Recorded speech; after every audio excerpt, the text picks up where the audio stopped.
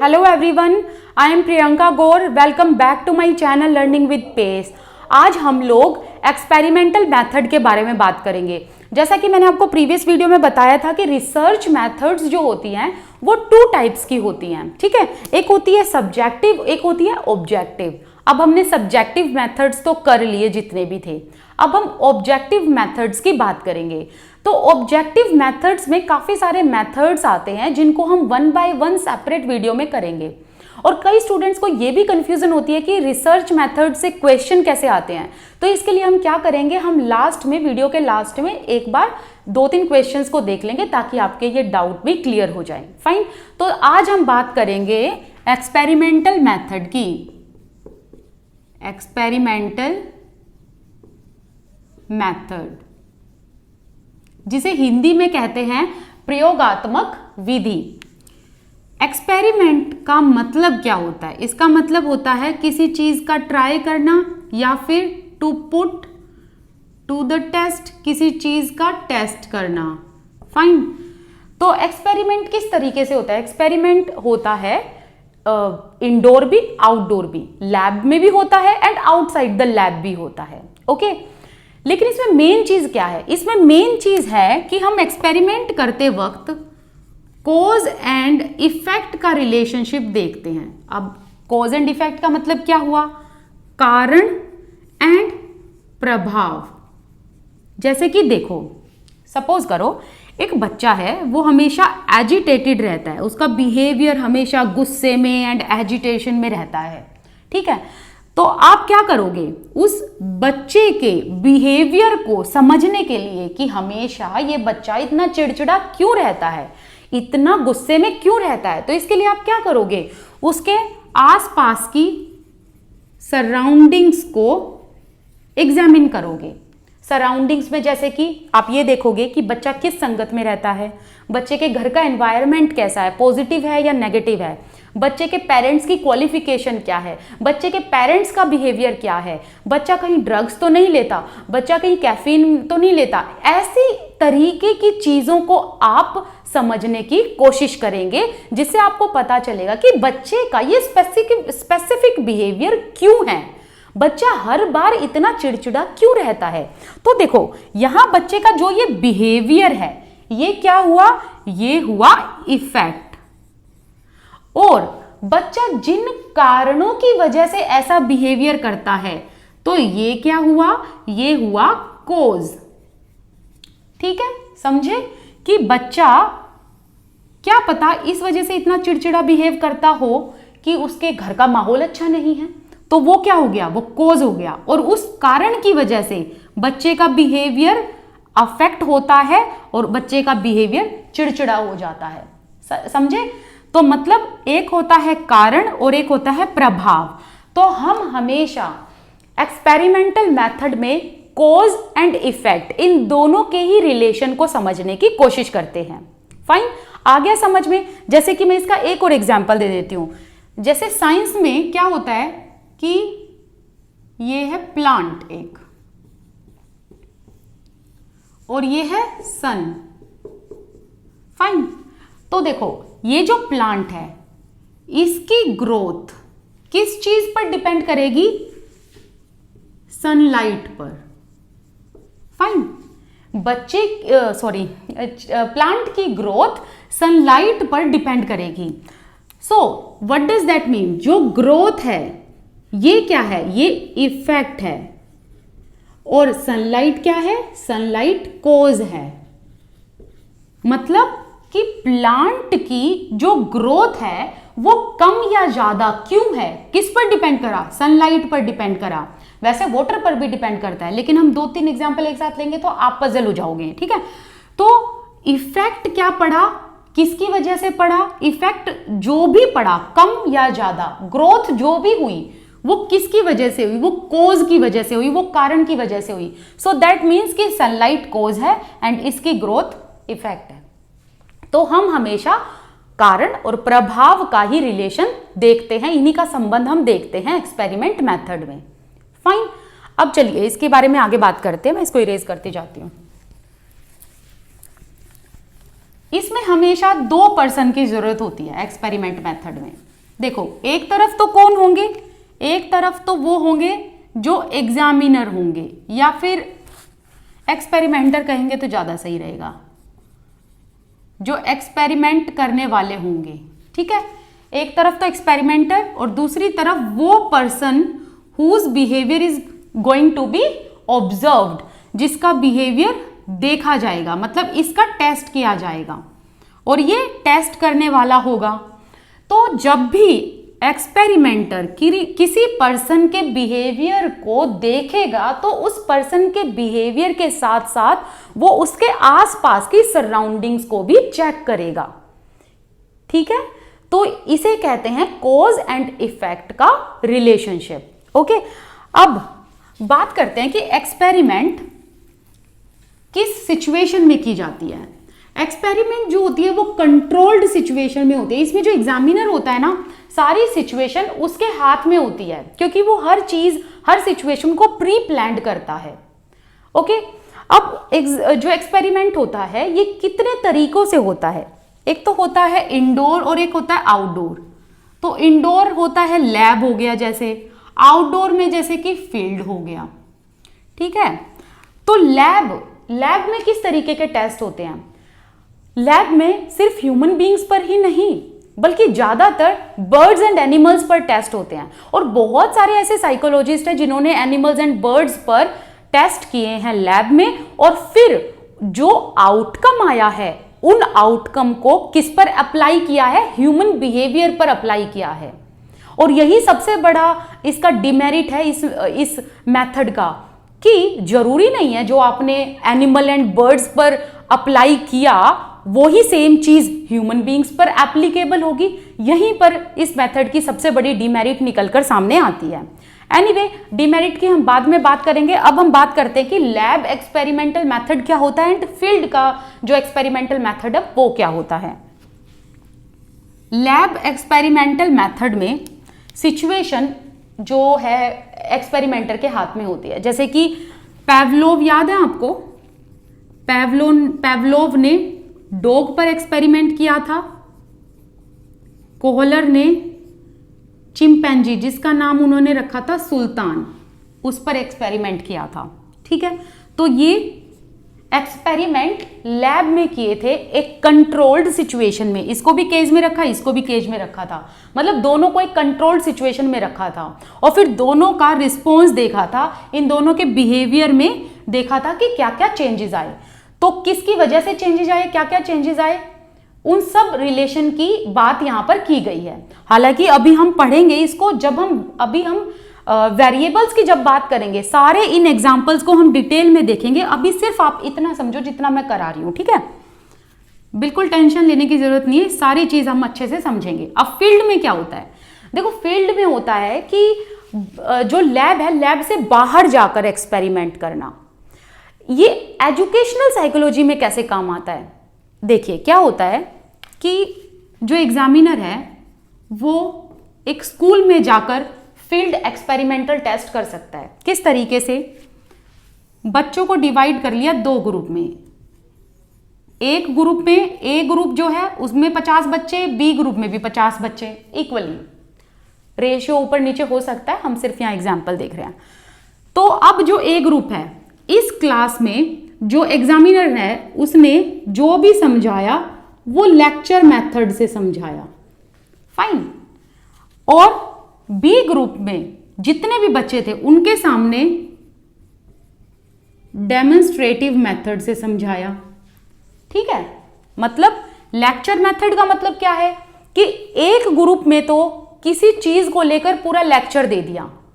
Okay, जैसे कि suppose करो हम इसकी बात करते हैं, जैसे एक टीचर ने क्लास में कॉलर का एग्जाम्पल समझाना था।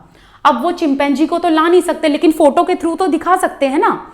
लेकिन अब जैसे कि सपोज करो टीचर को ये काम दिया गया कि लेक्चर मेथड के थ्रू कॉलर का आप ये इंसाइट वाला आप ये समझाओ, एग्जाम्पल समझाओ, क्योंकि इसमें इंसाइट की वजह से ही इंसाइट को ही यूज करता है जो चिंपैंजी होता है। तो इसमें कहा गया कि कॉलर के एग्जाम्पल को यहां समझाओ। तो इसने क्या करा, इसने सिर्फ एक ग्रुप की टीचर ने सिर्फ लेक्चर दे दिया, बिना कुछ समझाए, बिना कुछ दिखाए, बिना कुछ पीपीटी दिखाए, कुछ भी ऐसा ऑडियो विजुअल एड इन्होंने यूज नहीं किया, बस लेक्चर मेथड दे दिया ओरली। ठीक है, अब उसी तरीके से डेमोन्स्ट्रेटिव मेथड की जो टीचर थी या जो एग्जामिनर था उसने क्या किया, उसने बच्चों को डेमोन्स्ट्रेट करके दिखाया। अब आप कहोगे कि भाई चिंपैंजी थोड़ी ना क्लास में लेके आ सकते हैं, लेकिन पिक्चर तो लेके आ सकते हैं ना। तो अलग अलग तरीके की कॉलर के एग्जाम्पल की पिक्चर लेकर आ गए कि चिंपैंजी ने कैसे बनाना पकड़ा, कैसे उसने ट्रायल एंड एरर किया, किस इंसाइट का उसने यूज किया। इन सब चीजों को एग्जामिनर ने यहां पर स्किट करके या फिर पिक्चर्स के थ्रू दिखाया। और अब जब ये दोनों मेथड कंप्लीट हो जाते हैं तो एग्जामिनर क्या करता है, इन बच्चों का एग्जामिन करता है, इन बच्चों को एग्जामिन करता है, फिर बाद में देखता है कि कौन से मेथड से बच्चे को अच्छे से समझ आया। तो हम यहां पर क्या देखते हैं कि एक्सपेरिमेंट मेथड से यह भी पता चलता है कि किस मेथड के द्वारा या किस विधि के द्वारा बच्चे को ज्यादा समझ में आता है। और इस तरीके से एजुकेशनल साइकोलॉजी में एक्सपेरिमेंटल मेथड काम आता है। फाइन, चलिए अभी हम आगे बात करते हैं।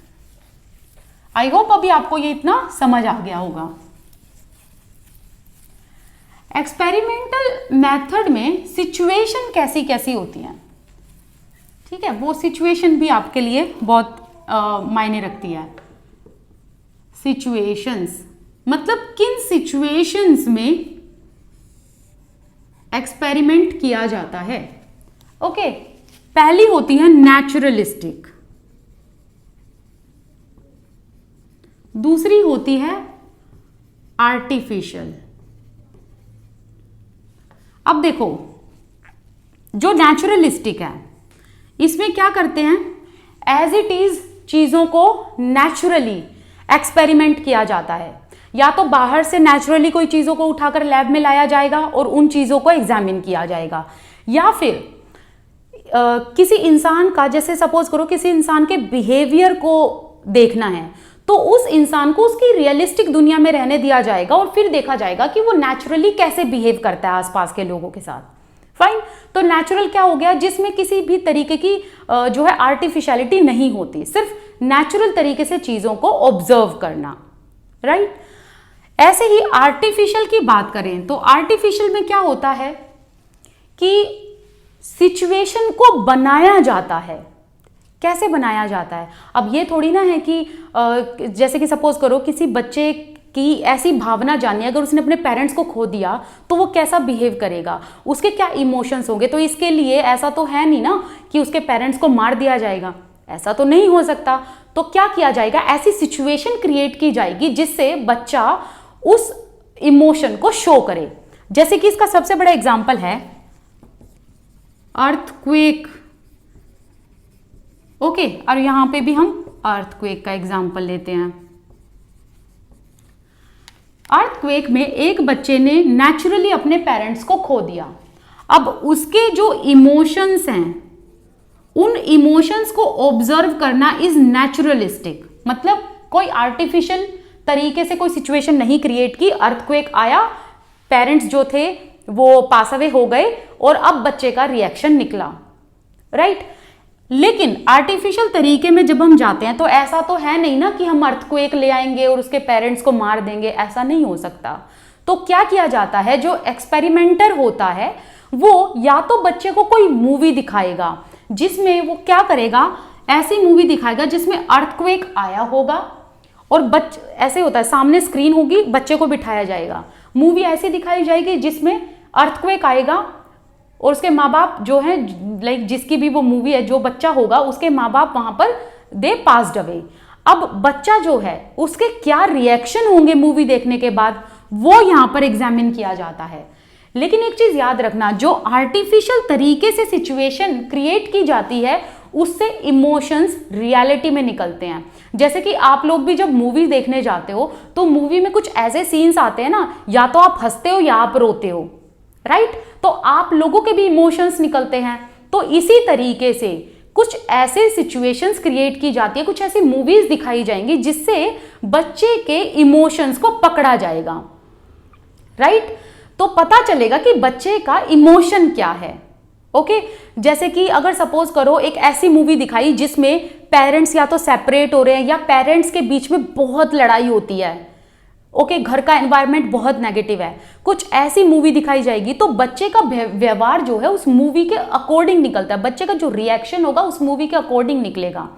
तो ऐसी सिचुएशन क्रिएट करना जो आर्टिफिशियल होती है बट उसके रिजल्ट रियल होते हैं, तो ऐसे मेथड को आर्टिफिशियल एक्सपेरिमेंटल मेथड कहा जाता है, राइट। अब हम बात करते हैं कि इसमें वेरिएबल्स क्या क्या होते हैं। तो अब हम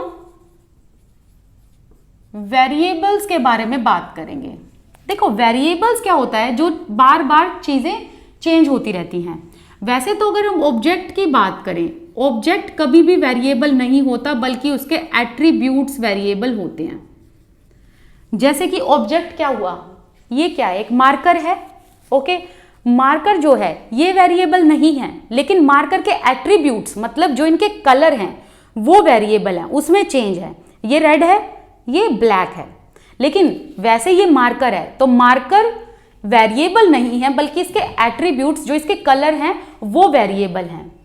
ऐसे ही इसी तरीके से किसी भी इंसान की जो इंटेलिजेंस है वो वेरिएबल नहीं होती है, बल्कि इंटेलिजेंस के जो मोड हैं लो, हाई, मॉडरेट, ये क्या होते हैं, ये वेरिएबल्स होते हैं, राइट। रूम जो है, रूम वेरिएबल नहीं है, रूम तो एक ऑब्जेक्ट है, लेकिन रूम 5x5, 5x2 जो भी होता है उनका आकार होता है, जो साइज होता है उनका, वो वेरिएबल होते हैं, समझे। सो दैट मीन्स कि जो ऑब्जेक्ट है वो वेरिएबल नहीं होता, ऑब्जेक्ट के एट्रीब्यूट्स वेरिएबल होते हैं। तो अब देखते हैं कि वेरिएबल के कितने टाइप हैं। वेरिएबल के होते हैं 2 टाइप्स। एक होते हैं डिपेंडेंट वेरिएबल्स, और इसको ध्यान से सुनना, बहुत इंपॉर्टेंट कॉन्सेप्ट है ये। और एक होता है इंडिपेंडेंट वेरिएबल्स। डिपेंडेंट वेरिएबल्स जैसा कि नाम से ही समझ रहे हो कि जब किसी अदर वेरिएबल पर ये डिपेंड होता है, और इंडिपेंडेंट वेरिएबल में चेंज नहीं होते किसी भी अदर वेरिएबल से। So that means dependent variable में चेंज होता है और इसमें नो चेंज, ओके। अब देखो इसका एग्जाम्पल देखते हैं।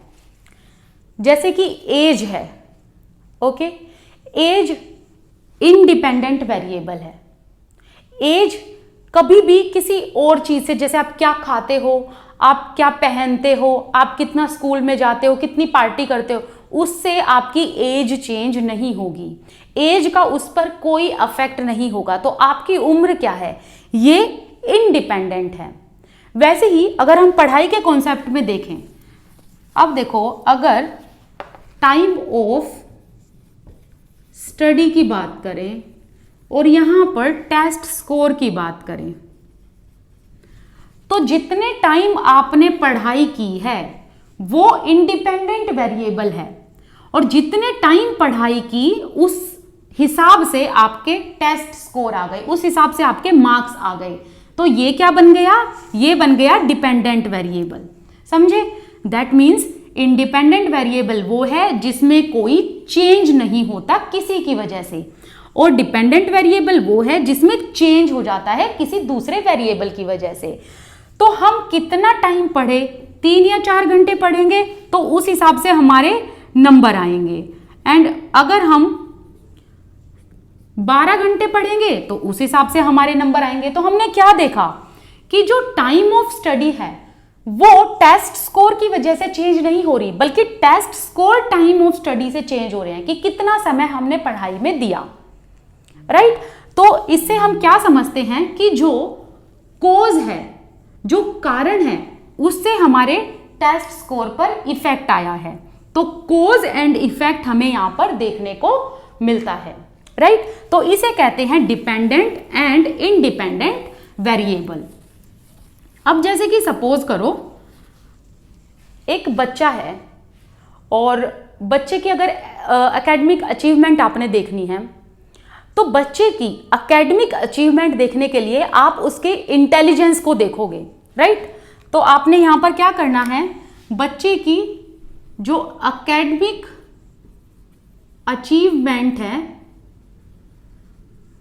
उसके लिए आपको बच्चे की इंटेलिजेंस देखनी पड़ेगी।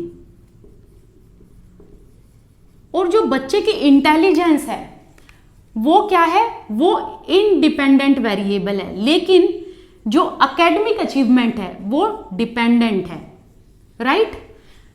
मतलब बच्चे की बुद्धि या बच्चे की इंटेलिजेंस निर्धारित करेगी ना कि उसकी एकेडमिक अचीवमेंट क्या होगी, तो उसे कहेंगे डिपेंडेंट जो चेंज होता है, और जो चेंज नहीं होता उसे कहेंगे इंडिपेंडेंट।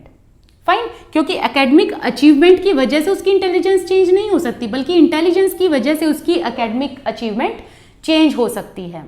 ऐसे ही अगर हम पेवलोव का एग्जाम्पल लें, तो देखो पेवलोव ने क्या करा था, उसने एक डॉग को, पेवलोव ने क्या करा था, एक डॉग को पिंजरे में बांधा था, मतलब एक केज में रख दिया था। तो डॉग जब खाना देख रहा था तो वो बार बार रिस्पॉन्स दे रहा था, उसका सलाइवा नीचे गिर रहा था। तो नेक्स्ट टाइम पेवलोव ने क्या करा, उसने घंटी बजाई। अब वो क्या करता, वो जब भी खाना देता, खाने देने से पहले घंटी बजाता। तो अब जो डॉग है उसका बिहेवियर कैसे चेंज हुआ, जैसे जैसे घंटी बजती वैसे वैसे उसका सलाइवा निकलता था। पहले तो क्या होता था, डॉग का सलाइवा फूड देखकर निकल रहा है, लेकिन उसने क्या करा पेवलोव ने, उसने सिचुएशन को ही चेंज कर दिया, सिचुएशन को ही मैनिपुलेट कर दिया। तो उसने सिचुएशन में क्या करा, अब पहले वो घंटी बजाता फिर खाना देता, तो अब वो खाने को देखकर नहीं बल्कि डॉग घंटी सुनकर सलाइवा, उसकी लार निकल जाती थी। तो मतलब जब सिचुएशन में चेंज किया जाता है तो वो है इंडिपेंडेंट वेरिएबल। तो मतलब जो बेल हो गई वो इंडिपेंडेंट वेरिएबल है, और जो उसने सलाइवा टपकाया, जो उसकी राल टपकी, वो क्या हो गई, वो हो गई डिपेंडेंट वेरिएबल। कि मतलब उसका सलाइवा तब निकला जब जब बेल चेंज हुई, मतलब जब जब बेल बजी। तो हम क्या देखते हैं कि इंडिपेंडेंट वेरिएबल में बार बार चेंज कर सकते हैं एंड बार बार इसको मैनिपुलेट किया जा सकता है, और उस पर डिपेंड करता है डिपेंडेंट वेरिएबल। और डिपेंडेंट वेरिएबल बार बार चेंज होता है जैसे जैसे हम इस फैक्टर में चेंज करते रहते हैं। ओके, एक तरफ तो ये फैक्टर चेंज होता है और दूसरी तरफ इस फैक्टर का प्रभाव हमें डिपेंडेंट वेरिएबल पर, दूसरे फैक्टर पर देखने को मिलता है, राइट। ऐसे ही अगर हम कोहलर का एग्जाम्पल लें, तो कोहलर ने क्या करा था, सुल्तान को वो भूखा था तो उसके सामने केले रख दिए, लेकिन केले कहाँ रखे, उसकी हाइट से ऊपर रखे। अब वो ट्रायल एंड एरर मेथड का यूज करता है, लेकिन वो केला हाथ में नहीं आता। फिर वो इंसाइटफुल तरीके से क्या करता है, जो आसपास की लकड़ी होती है, जो आसपास बॉक्स पड़े हुए होते हैं, उनका यूज करके वो बनाना तक पहुंच जाता है। लेकिन वहां पर बार बार एग्जामिनर क्या करता है, उस टेस्ट में वो बनाना की पोजीशन चेंज करता रहता है। सो दैट मीन्स हमें क्या देखने को मिला कि जो इंडिपेंडेंट वेरिएबल है, जैसे जैसे हम उसमें चेंज करते हैं वैसे वैसे डिपेंडेंट वेरिएबल में हमें इफेक्ट देखने को मिलता है, वैसे वैसे डिपेंडेंट वेरिएबल में हमें प्रभाव देखने को मिलता है। तो आप इसमें चेंज करोगे और इसका जो चेंज है, मतलब चेंज इन द सेंस, ये आपके हाथ में है कि आप इसमें क्या मैनिपुलेशन करना चाहते हो, क्या चेंज करना चाहते हो। जैसे कि कोहलर ने क्या करा, बार बार बनाना की जो हाइट है वो ऊपर करता गया, तो उसका इफेक्ट हमें देखने को मिला सुल्तान मतलब चिंपैंजी पर। तो चिंपैंजी का जो रिएक्शन था वो क्या था, वो डिपेंडेंट वेरिएबल था। ठीक है, तो हम क्या देखते हैं कि कॉज एंड इफेक्ट, कॉज किसकी वजह से हुआ, कॉज हुआ इंडिपेंडेंट वेरिएबल की वजह से, और इफेक्ट किस पर पड़ा, डिपेंडेंट वेरिएबल पर। तो डिपेंडेंट वेरिएबल बार बार चेंज हो जाता है जैसे जैसे हम इंडिपेंडेंट वेरिएबल में कुछ ना कुछ मैनिपुलेशन करते रहते हैं। ठीक है, तो अब इसकी डीमेरिट देखते हैं कि एक्सपेरिमेंट मेथड की डीमेरिट्स क्या हैं। वैसे मेरिट्स भी इसकी कुछ ऐसे ज़्यादा नहीं है। मेरिट्स में आप ये कह सकते हो कि साइंटिफिक है, रिलायबल मेथड है, राइट। और डीमेरिट में क्या होता है कि एक तो जो मैंने सबसे बड़ा डीमेरिट बताया आपको कि बहुत सारे साइकोलॉजिस्ट ने बर्ड्स एंड एनिमल्स पर ये एक्सपेरिमेंटल मेथड किया और जो रिजल्ट आया उस रिजल्ट को ह्यूमन बिहेवियर पर अप्लाई करके देखने की कोशिश की। यही सबसे बड़ा डिमेरिट है कि जो जरूरी नहीं है जो एनिमल्स ने बिहेव किया वो ये ह्यूमन बींग्स भी बिहेव करें। दूसरा डिमेरिट एक इसका ये भी है कि क्या होता है ना कि एग्जामिनर हमेशा कंट्रोल्ड सिचुएशन में एग्जामिन करता है, कंट्रोल्ड सिचुएशन में एग्जामिन करता है। दैट मीन्स वो जो रिएक्शन है जिस पर मतलब एक्सपेरिमेंट किया जा रहा है उसके जो रिएक्शन है वो आर्टिफिशियल भी हो सकते हैं या फिर वो डिफरेंट भी हो सकते हैं as compare to natural reaction. क्या पता जिस तरीके से डॉग ने रिएक्ट किया, बेल की घंटी सुनी, सलाइवा आया, क्या पता वो नेचुरली ऐसा नहीं करता। अभी तो उसको केज में बांधा हुआ था, एक कंट्रोल्ड सिचुएशन में बांधा हुआ था, इसलिए वो बार बार ऐसे जो है वो सलाइवा टपका रहा था। क्या पता वो नेचुरली ऐसा ना करता हो बाहर बिना के, जब उसको अगर केज में बंद ना किया जाए। ऐसे ही सपोज करो कि अगर किसी भी इंसान को या किसी भी चीज का जिसका भी एक्सपेरिमेंट किया जा रहा है उसे अगर हम कंट्रोल्ड सिचुएशन में रखेंगे तो उसका रिएक्शन जो है वो इस कंट्रोल्ड सिचुएशन के अकॉर्डिंग होगा और यही सेम रिएक्शन उसका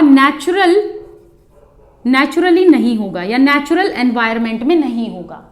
ठीक है, तो कंट्रोल्ड सिचुएशन में अलग जो है रिएक्शन निकलता है, नेचुरल एनवायरनमेंट है उसमें अलग रिएक्शन निकलता है। तो मतलब कहने का है कि आर्टिफिशियल रिएक्शन होता है ज्यादातर एक्सपेरिमेंटल मेथड में और स्पॉन्टेनियस रिएक्शन जो है वो हमें यहाँ पर देखने को नहीं मिलता। राइट, तो ये कुछ डिमेरिट थी एंड साथ में एक ये भी है कि ये जो मेथड है ये कॉस्टली भी है एंड टाइम कंज्यूमिंग भी है। बट क्या है ना कि यहाँ से एग्जाम में क्वेश्चन किस तरीके से पूछे जाते हैं वो ज्यादा इंपॉर्टेंट है। चलिए एक बार ये देख लेते हैं कि क्वेश्चन कैसे पूछे जाते हैं। मैं यहाँ पर बोर्ड पर अब कुछ क्वेश्चन लिख देती हूँ और 4 ऑप्शन देके हम उसको डिस्कस करते हैं। अब देखो मैंने यहाँ पर कुछ क्वेश्चंस लिख दिए। अब इन क्वेश्चन से आपको अंदाजा हो जाएगा कि किस तरीके से examiner can ask questions. Okay, चलिए फर्स्ट क्वेश्चन देखते हैं। What is the variable called a researcher manipulates in an experiment. इस क्वेश्चन का मतलब क्या हुआ कि एक्सपेरिमेंटल मेथड में जो रिसर्चर होता है वो किस वेरिएबल में चेंज करता है।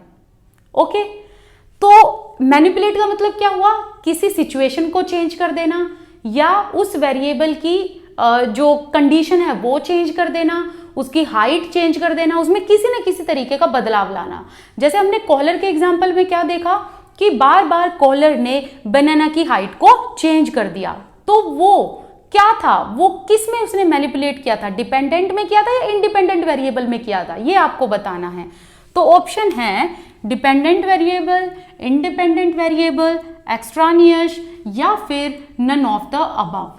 तो अब आपको बताना है कि रिसर्चर मैनिपुलेट किस में करता है, किस वेरिएबल में करता है। तो इसका करेक्ट आंसर है इंडिपेंडेंट वेरिएबल में। दैट मीन्स कि इंडिपेंडेंट वेरिएबल में जैसे ही रिसर्चर चेंज करता है या उसमें कुछ मैनिपुलेट करता है वैसे ही जिस चीज पर प्रभाव पड़ता है वो है डिपेंडेंट वेरिएबल और फिर डिपेंडेंट वेरिएबल को रिसर्चर मेजर करता है। जैसे कि मैं आपको दोबारा से कॉलर का एग्जांपल दूं तो ये है सुल्तान जो उसका चिंपैंजी था जी, और ये है एक बनाना। ओके, आई डोंट नो, इसकी प्लीज ड्राइंग पे मत जाना। ठीक है, अब ये जो बनाना है ये इसकी हाइट बार बार जो है कॉलर वो चेंज करता जा रहा है। तो ये है इंडिपेंडेंट वेरिएबल। जैसे ही बनाना की हाइट बार बार चेंज हो रही है वैसे ही सुल्तान अलग अलग ट्रिक्स को यूज कर रहा है इस बनाना को पाने के लिए। तो हाइट चेंज हुई तो उसका इंपैक्ट किस पर पड़ा, इसके बिहेवियर पर पड़ा। ठीक है, इसके बिहेवियर पर इफेक्ट पड़ा। तो ये है डिपेंडेंट और ये है इंडिपेंडेंट वेरिएबल, मतलब जिसकी वजह से जो है इफेक्ट आया। और अगर चाहे रिसर्चर तो इंडिपेंडेंट वेरिएबल में चेंज और भी कर सकता है डिपेंडेंट वेरिएबल को मेजर करने के लिए। ओके, नेक्स्ट क्वेश्चन है in an experiment the researcher manipulates the, मतलब रिसर्चर किस चीज को मैनिपुलेट करता है और फिर किस वेरिएबल को मेजर करता है। ऑप्शन है independent dependent, option number B dependent independent, option number C causal या स्पूरियस, या फिर option number D spurious and causal. तो इसका करेक्ट आंसर है ऑप्शन नंबर ए कि रिसर्चर मैनिपुलेट तो करता है इंडिपेंडेंट को और फिर उसकी वजह से जो प्रभाव डिपेंडेंट पर पड़ते हैं उसको वो क्या करता है, मेजर करता है। ओके, तो ऐसे ही क्या किया जाता है, बच्चे के अगर बिहेवियर को जानना है तो सिचुएशन को बार बार चेंज किया जाता है और सिचुएशन का अफेक्ट जो बच्चे पर पड़ता है फिर उससे बच्चे के बिहेवियर को मेजर किया जाता है। ओके, तो बच्चे का जो बिहेवियर होगा वो डिपेंडेंट वेरिएबल होगा, जो किस पर डिपेंड करेगा, सिचुएशन पर डिपेंड करेगा, राइट। अब नेक्स्ट क्वेश्चन है research conducted in classroom at atmosphere is called, कि क्लासरूम एटमॉस्फेयर में किस तरीके का रिसर्च कंडक्ट किया जाता है उसे क्या कहते हैं, फील्ड स्टडी, सर्वे स्टडी, या फिर लेबोरेटरी रिसर्च, या फिर एम्पेरिकल रिसर्च। करेक्ट आंसर है लेबोरेटरी रिसर्च। अब यहां पर कंफ्यूज मत हो जाना फील्ड स्टडी में, क्योंकि फील्ड स्टडी लेबोरेटरी रिसर्च का ही पार्ट है, ठीक है। तो लेबोरेटरी रिसर्च अलग अलग तरह की होती है, जैसे नेचुरल हो गई, फील्ड में हो गई, लैब में हो गई। ओके, तो फील्ड स्टडी जो है वो उसका पार्ट है, तो इसलिए फील्ड स्टडी पर मत टिक करके आना, राइट। तो लेबोरेटरी रिसर्च पर आपको टिक करना है। हाँ, अगर इसमें लेबोरेटरी की बजाय यहाँ पर कुछ और होता जो इसका ऑप्शन नहीं था, देन आप फील्ड स्टडी पर लगाकर आ सकते थे। जैसे कि यहाँ पर केस मेथड होता लेबोरेटरी की बजाय, तो यहाँ पर आप फील्ड स्टडी लगाकर आ सकते थे, क्योंकि ये तीनों ऑप्शन तो इसके होते नहीं, तो आप फील्ड स्टडी कर सकते थे, ठीक है। तो इस तरीके के क्वेश्चन एग्जामिनर आपसे पूछता है। अब हम कल मिलेंगे नए मेथड पे, ठीक है। नई वीडियो में हम नए मेथड की बात करेंगे और वो सब्जेक्टिव मेथड का पार्ट नहीं बल्कि ऑब्जेक्टिव मेथड का पार्ट होगा, क्योंकि हमने सब्जेक्टिव मेथड कर लिए हैं। अब आज से जो मैं ये करा रही हूँ ये है ऑब्जेक्टिव रिसर्च मेथड्स के पार्ट। फाइन। इसी के साथ साथ मैं आपको कहना चाहती हूँ कि आप मेरे साथ अगर चाहते हैं तो टेलीग्राम पर जुड़ सकते हैं। You can follow me on Instagram as well. इन दोनों का लिंक आपको डिस्क्रिप्शन बॉक्स में मिल जाएगा, फर्स्ट कमेंट सेक्शन में मिल जाएगा। This side Priyanka Gaur. I wish you all the best, keep learning and thank you so much for watching this video. Please take a moment to subscribe my channel and share this video with your friends and family. Thank you.